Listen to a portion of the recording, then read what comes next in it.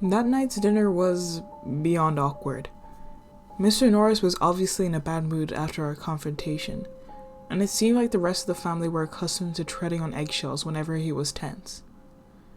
The feeling was compounded for me by the fact that not only was I intensely craving nicotine, but thanks to the bizarre, unpalatable flavors of Miss Noren's cooking, I hadn't eaten properly in almost 48 hours.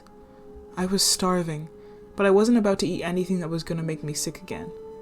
So I found myself just sort of moving the food around my plate, nibbling at bitter-tasting roast potatoes that seemed far too wet and fleshy on the insides. We ate in absolute silence, so that when Sophie's brother dropped his cutlery onto his dinner plate with a loud clatter, the entire table almost jumped out of their seats with fright. I looked up at him, watching as he began to shudder and grunt, his eyes rolling back into their sockets. "What is it, son?" Miss Norris asked, a palpable fear in her voice. And for the first time that entire weekend, Sophie's brother spoke. "Hungry." His voice bubbled with phlegm, rasping up from barely used vocal cords. "So hungry." As he sat before a plate of meat and vegetables that was almost completely consumed, I got the distinct impression that he wasn't talking about himself. Mr. Norris rose from the table, his chair legs grinding against the floor. As he did so, his son mirrored his movements perfectly, following him out of the room and out of sight, before I heard the front door to the house open and close with a slam. Is he okay?" I asked, pointing after Sophie's brother. "Sure he is. He gets like that from time to time. Ammo's probably taking him outside to feed the cows," Miss Norris replied, not looking up from her food as she finished off her last few morsels. As strange as the weekend had been at this point, the last thing I was going to do was start asking and probing accusatory questions regarding the guy's obvious disabilities. So I just continued to eat what little I could stomach from my plate in silence before Sophie got up to clear my plate. "Wanna come sit with me on the porch?" she asked with a smile. I had been meaning to get some more alone time with her, but not for the reasons you might think, and I agreed, cleared my own plate, and followed her out to watch the sunset. We sat down on a long swing seat for a few quiet minutes, holding hands and enjoying the tranquility of the evening. But I was anything but relaxed, and it took quite a while before I found the courage to speak up. By the time I did, the sun was beginning to dip towards the horizon, and darkness was setting in fast. "Sophie, I think we need to talk." "Sure, what's up?" "Well, you know I'm headed back to Boston in the morning, right?" "Yeah, and I'm gonna miss you." She gave my hand a gentle squeeze as she spoke. "I'll miss you too, but I think you should come with me." "Wait, why?" she asked, turning towards me in confusion. "I know this is your home. I know these people are your family, and that you love them," I began. "But there's something wrong with this place, Sophie, and I think you know that as well as I do."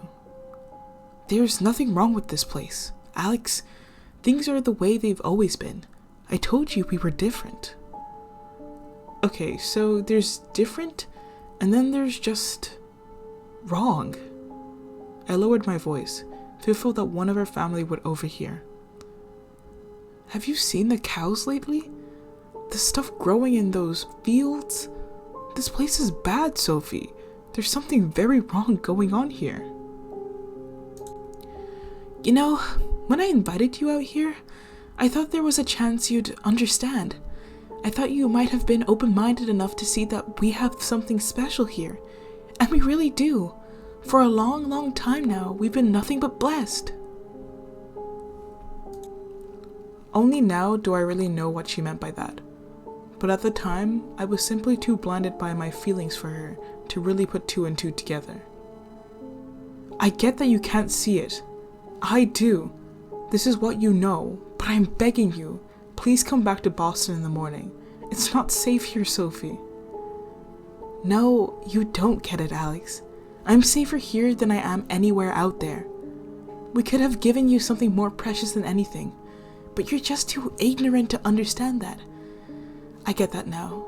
So go ahead, go back home in the morning, but don't bother calling me again. We're done. Wait, what? You can't be serious, I hissed. You're breaking up with me over this? This, she growled back at me, is my home, and obviously you have a huge problem with that. So just leave. Why bother waiting until morning if this place is so terrible?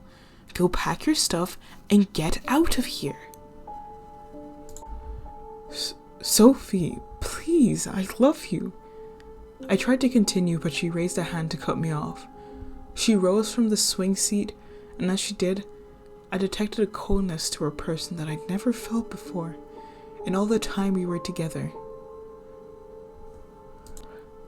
Just leave, she barked. You know, now that I think about it, I don't think I ever felt anything for you anymore. In fact, I'm not even sure I ever did. How can you even say that? I heard my own voice begin to crack under the pressure. This isn't you, Sophie. Sophie, the same girl that had brought me a single pink rose, wrapped up in brown paper and string from her art supplies. She was a hopeless romantic, but it was like that same girl was shriveling up and ebbing away before my very eyes.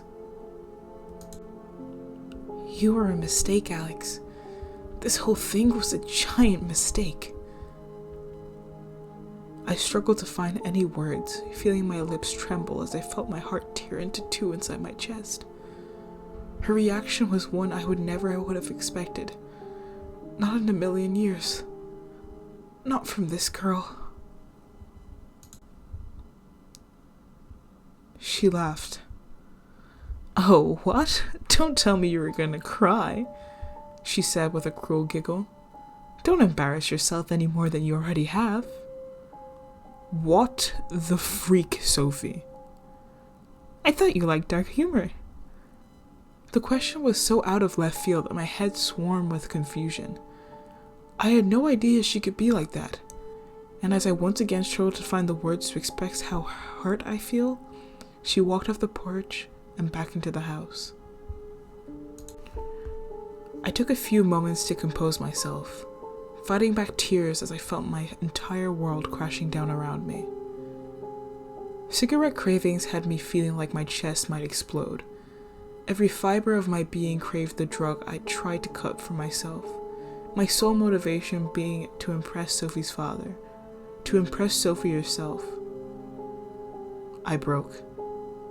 Walking back inside, I walked straight past the kitchen, past the cold stare of Miss Norris and her husband, who had apparently returned during mine and Sophie's argument, and up to the guest room. I rummaged through my things, fishing out the pack of cigarettes I'd stuffed down into the bottom of my bag, and walked back onto the landing. I was practically shivering with anticipation, my nicotine-starved brain reacting with childish excitement at the prospect of my first cigarette in what seemed like forever. But before I did, I had to check in on Sophie. I couldn't risk being thrown off the farm by her father without at least apologizing, or saying goodbye at first. My footsteps were soft as I approached her bedroom, somewhere I'd never been before. It always felt like some kind of a transgression to knock on the door before gently pushing upon it. I'd wonder what it was like in there, how it was probably some haven of beautiful paintings and carefully sketched drawings, but I never expected to see what I did when I looked inside. She was painting, all right, but she was painting something in black paint that was identical image to what was plastered all over the walls of her bedroom. At first I thought it was some kind of symbol, until I began to recognize an almost humanoid shape at the center of each piece. Each image seemed more horrifying than the last, and I found myself just standing there, mouth agape, as I surveyed the vision of insanity. Sophie kept on painting for a moment before she heard the door creak on its hinges, slapping jet black paint onto the sheets of white paper before scratching it into that horrific, dark shape. The look of fury in her eyes when she turned to see me made me look almost as monstrous as the thing she had painted. "Get out," she growled, trembling with rage as her knuckles turned white around the paintbrush. I just edged out of the room, closing it quietly behind me before I walked downstairs and out into the front yard. By that point, I wasn't just shaking from being racked from the cravings of addiction. It was pure, terrible confusion that had me trembling and sweating. The idea of Sophie, of this loving, pure-hearted young woman, had been a complete fantasy, a stark difference to the horrible reality. I put a cigarette between my lips, rummaging into the pocket of my jeans for a lighter before bringing the flame to the sweet-smelling tobacco. The release was intense, my head spinning with the nicotine hit as I breathed in a lungful of thick, tar-laden smoke. As the intense waves of relaxation washed over me, I began to think about the whole thing might have been just in my head, that I was just stressed to the point of being overly anxious and critical. A city kid who was just out of his depth in a world full of the hardiest of people. But in that moment, I found myself wandering back towards the barn, looking over my shoulder to make sure Mr. Norris wasn't watching from the window. In the quiet of the twilight, I heard the same horrible noise again, coming from the interior of the barn. A muffled snuffling and squealing that made my skin crawl. End of part 4.